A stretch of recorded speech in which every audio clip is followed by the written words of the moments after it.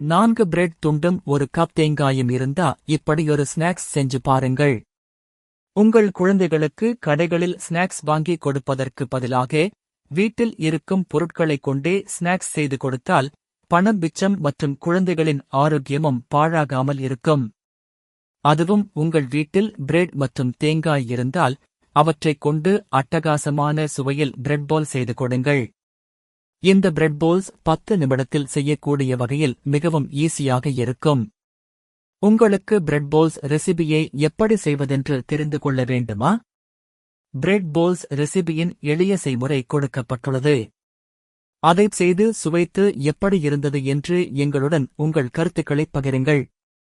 Bread balls செய்ய தேவையான பொருட்கள்: பிரெட் 4 துண்டு, துருவிய தேங்காய் 1 கப், நாட்டுச் சர்க்கரை 1 டேபிள் ஸ்பூன், ஏலக்காய் 1/4 டீஸ்பூன், பாதாம் மற்றும் முந்திரி பொடியாக நறுக்கியது, காய்ச்சி ஆற வைத்த பால் 2 டேபிள் ஸ்பூன், எண்ணெய் பொரிப்பதற்கு தேவையான அளவு.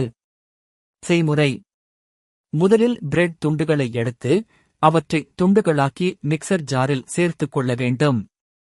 அதில் துருவிய தேங்காயை சேர்த்து நன்கு மென்மையாக அரைத்துக் கொள்ள வேண்டும். பின்பு ஒரு கிண்ணத்தில் அரைத்ததை எடுத்து அத்துடன் நாட்டுச் சர்க்கரை, ஏலக்காய் தூள், பாதாம் மற்றும் முந்திரியை சேர்த்து கைகளால் பிரட்டிவிட வேண்டும். அதில் 2 டேபிள் ஸ்பூன் காய்ச்சி ஆற வைத்த பாலை ஊற்றி கைகளால் நன்கு பிசைந்து சிறு சிறு உருண்டைகளாக உருட்டி ஒரு தட்டில் வைத்துக் கொள்ள வேண்டும்.